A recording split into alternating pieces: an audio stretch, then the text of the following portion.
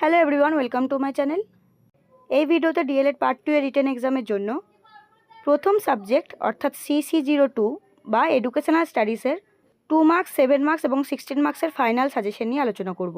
প্রথমে আলোচনা করব 2 মার্কসের কোশ্চেন। দেখো, নাম্বার 1, আধুনিক শিক্ষার কয়টি উপাদান ও কী কী? নাম্বার 2, প্রাক প্রাথমিক শিক্ষার দুটি বৈশিষ্ট্য লিখুন। নাম্বার 3, বিদ্যালয়ের সংজ্ঞা দিন। নাম্বার 4, পরিবর্তন ব্যবস্থাপনা বা চেঞ্জ ম্যানেজমেন্ট কাকে বলে? নাম্বার 5, পাঠ্যক্রম কাকে বলে? পাঠ্যক্রমে দুটি বৈশিষ্ট্য লিখুন। শিশুকেন্দ্রিক শিক্ষা যে কোনো দুটি বাধা লিখুন। নাম্বার 7, পাঠ্যক্রম ও পাঠ্যসূচির মধ্যে দুটি পার্থক্য লিখুন। নাম্বার 8, শিক্ষণ বা টিচিং এর সংজ্ঞা দিন, শিক্ষণের দুটি বৈশিষ্ট্য লিখুন। নাম্বার 9, শিক্ষণ এবং শিক্ষণের মধ্যে দুটি পার্থক্য লিখুন। নাম্বার 10, প্রশাসনিক ব্যবস্থার ভিত্তিতে বিদ্যালয়কে কয় ভাগে ভাগ করা হয় ও কী কী? 11, বিদ্যালয় সংস্কৃতি বা স্কুল কালচার এবং বিদ্যালয় সংগঠন বা স্কুল অর্গানাইজেশন কাকে বলে? নাম্বার 12, বিশেষ চাহিদা সম্পন্ন শিশু বা CWSN বলতে কাদের বোঝায়? 13, লুক্কায়িত পাঠ্যক্রম কাকে বলে? নাম্বার 14, সর্বশিক্ষা অভিযান কি? 15, শিক্ষণের স্তরগুলি কি কি? মনে রাখবে, শিক্ষণ মানে কিন্তু টিচিং এবং শিক্ষণ মানে লার্নিং।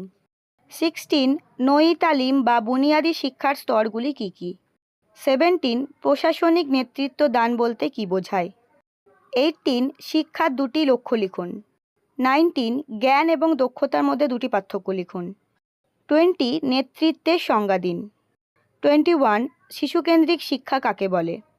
22, অন্তর্ভুক্তিমূলক শিক্ষা কাকে বলে? এর দুটি বৈশিষ্ট্য বা উদ্দেশ্য লিখুন।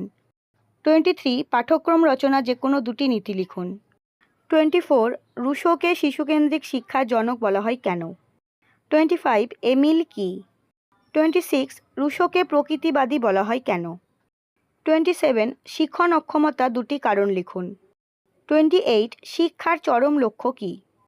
29, প্রথা বহির্ভূত শিক্ষা চারটি উদাহরণ দিন। 30, প্রথাগত বা নিয়ন্ত্রিত শিক্ষা কাকে বলে? দুটি বৈশিষ্ট্য লিখুন। 31, অপ্রথাগত বা অনিয়ন্ত্রিত শিক্ষা কাকে বলে? দুটি বৈশিষ্ট্য লিখুন। 32, প্রথা বহির্ভূত শিক্ষা কাকে বলে? দুটি বৈশিষ্ট্য লিখুন। 33, শিক্ষণের দক্ষতা বলতে কী বোঝায় অথবা দক্ষতামূলক শিক্ষণ কাকে বলে?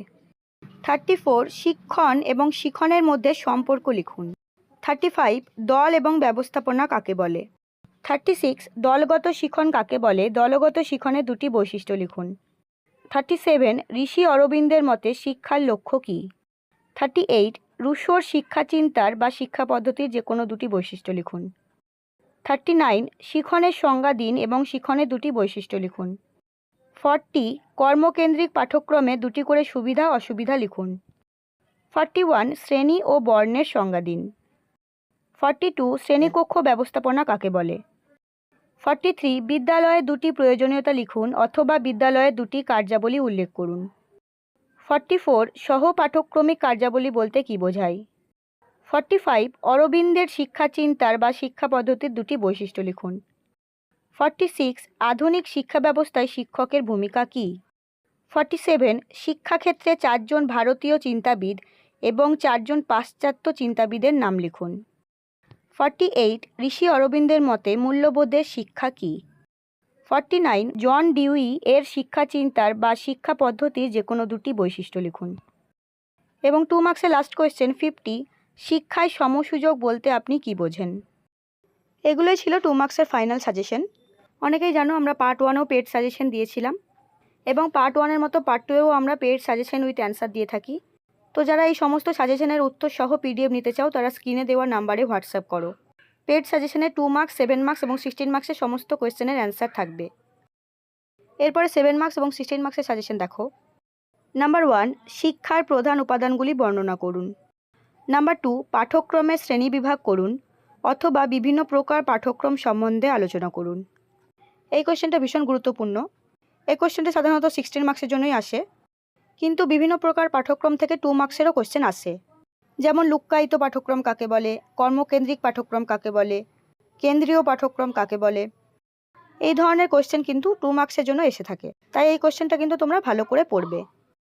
এরপরে নাম্বার 3, গান্ধীজি প্রবর্তিত বুনিয়াদী শিক্ষা বা বেসিক এডুকেশন বা নই তালিম শিক্ষা ব্যবস্থা সম্পর্কে আলোচনা করুন। এই কোয়েশ্চেনটা এবারের জন্য ভীষণ গুরুত্বপূর্ণ। নাম্বার 4, শিশু শিক্ষায় বা প্রাথমিক শিক্ষায় এবং নারী শিক্ষায় বিদ্যাসাগরের অবদান আলোচনা করুন। নাম্বার 5, সর্বশিক্ষা অভিযান সম্পর্কে লিখুন। নাম্বার 6, শিশু শিক্ষায় মন্তেশ্বরী পদ্ধতি আলোচনা করুন। নাম্বার 7, দলগত নেতৃত্বদান সম্পর্কে লিখুন। নাম্বার 8, গণশিক্ষা এবং নারী শিক্ষায় বিবেকানন্দের অবদান আলোচনা করুন। নাম্বার 9, শিক্ষা প্রতিষ্ঠান হিসেবে বিদ্যালয়ের ভূমিকা লিখুন। নাম্বার 10, স্বামী বিবেকানন্দের শিক্ষা দর্শন সম্পর্কে আলোচনা করুন। মনে রাখবে, শুধু নারী শিক্ষা বা জনশিক্ষায় যদি বিবেকানন্দের অবদান আসে তাহলে কিন্তু উত্তরটা আলাদা হবে, কিন্তু যদি শিক্ষা দর্শন আসে তাহলে কিন্তু সমস্ত কিছু লিখতে হবে, যেমন শিক্ষার লক্ষ্য, শিক্ষার পাঠ্যক্রম, শিক্ষাদান পদ্ধতি, নারী শিক্ষা, জনশিক্ষা, সমস্ত কিছু। নাম্বার 11, কেন্দ্রীয় পাঠ্যক্রম এবং সমন্বয় পাঠ্যক্রম সম্পর্কে সংক্ষেপে আলোচনা করুন। নাম্বার 12, একজন আদর্শ শিক্ষকের বৈশিষ্ট্যগুলি বা গুণাবলী লিখুন। নাম্বার 13, শিশুকেন্দ্রিক শিক্ষার বৈশিষ্ট্য এবং গুরুত্বগুলি লিখুন। নাম্বার 14, শিক্ষাক্ষেত্রে রবীন্দ্রনাথ ঠাকুরের অবদান আলোচনা করুন। এবং লাস্ট কোয়েশ্চেন নাম্বার 15, ফ্রয়েবেলের শিক্ষা পদ্ধতির বর্ণনা দিন। এগুলোই ছিল 7 মার্কস এবং 16 মার্কসের জন্য গুরুত্বপূর্ণ কোয়েশ্চেন। এই কোয়েশ্চেনগুলো 7 মার্কসের জন্য আসতে পারে, 16 মার্কসের জন্য আসতে পারে। 7 মার্কসের জন্য আসলে ছোট করে উত্তর লিখবে এবং 16 মার্কসের জন্য আসলে বড় করে উত্তর লিখবে।